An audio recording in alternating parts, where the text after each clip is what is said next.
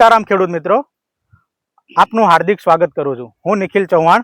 આજે ગામ દહીડા અને આપણા એક મિત્ર છે એમની વાડી આવ્યો છું. તો આપણે સિંગ તો દરેક ખેડૂત કરતા હોય છે, પણ એમાં ઉત્પાદન લેવું એ એક મહત્વનો અત્યારે મુદ્દો છે.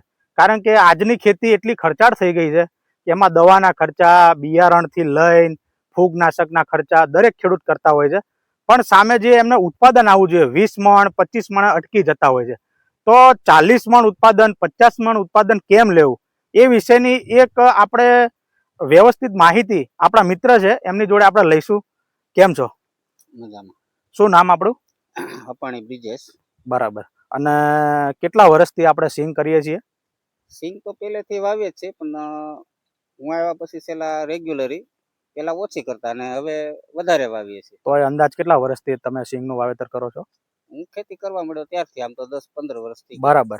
અને કયો નંબર વાવો છો સિંગમાં? 20 નંબર. 20 નંબર. જીજે 20. અને કેટલો ઉતારો રહેશે આપણે વીઘે?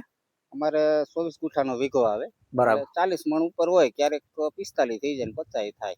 બરાબર. 40 થી 50 ની વસાળે રહેશે. 40-50 ની વચ્ચે દર વર્ષે કરો? બરાબર. અને કોઈ વર્ષ એવું રહ્યું કે 40 નીચે કરી હોય કે 40-50 થાય જ છે દર વર્ષે? નહીં, એટલી થઈ જાય છે.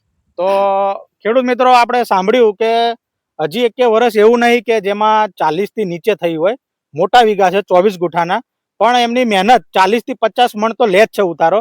તો આપણે એક મોટો જે અમુક એમના સ્ટેપ જાણી લઈએ કે બીજા ખેડૂત કરતા એ શું અલગ કરે છે, તો એમને આ સારામાં સારો ઉતારો લઈ શકે છે.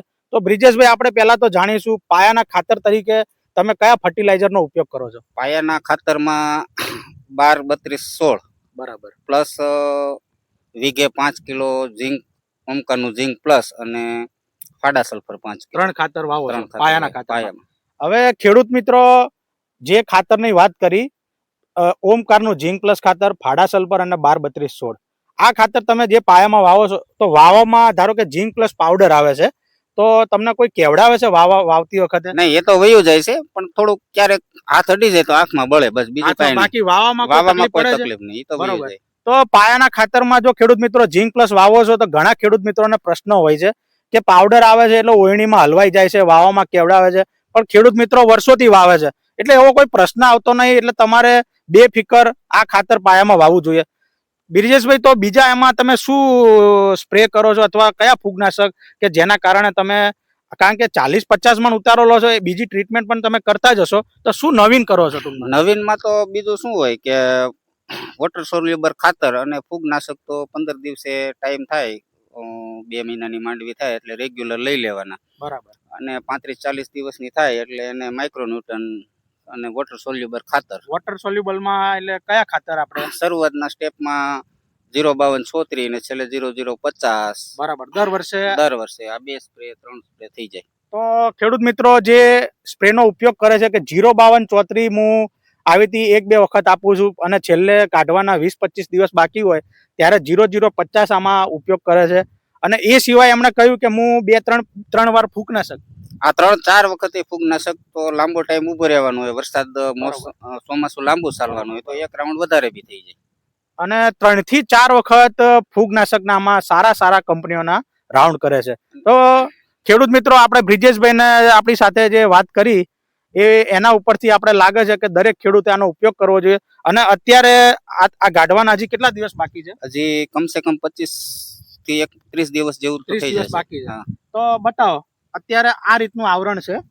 આવો ભાઈ, જુઓ ખેડૂત મિત્રો, આમાં 4 છોડ છે અત્યારે, અને આ રીતનું અત્યારે આવરણ છે. અને હજી 1 મહિનો કમ્પ્લીટ બાકી છે, અને 40 થી 50 મણ વચ્ચે ઉતારો લે છે. તમે અનુભવી ખેડૂતો છો, તમે બી આ જોઈને કહેજો કે ખરેખર કેટલો ઉતારો રહેશે. અને આમણે જે અપનાવ્યું છે એ ખેડૂત મિત્રો તમે અપનાવો તો આપણી જે આજની ખેતી જે ખર્ચાળ છે એમાં આપને પૂરેપૂરો લાભ મળે. અને શું કહેતા હતા બીજું તમે? માઇક્રોન્યુટન.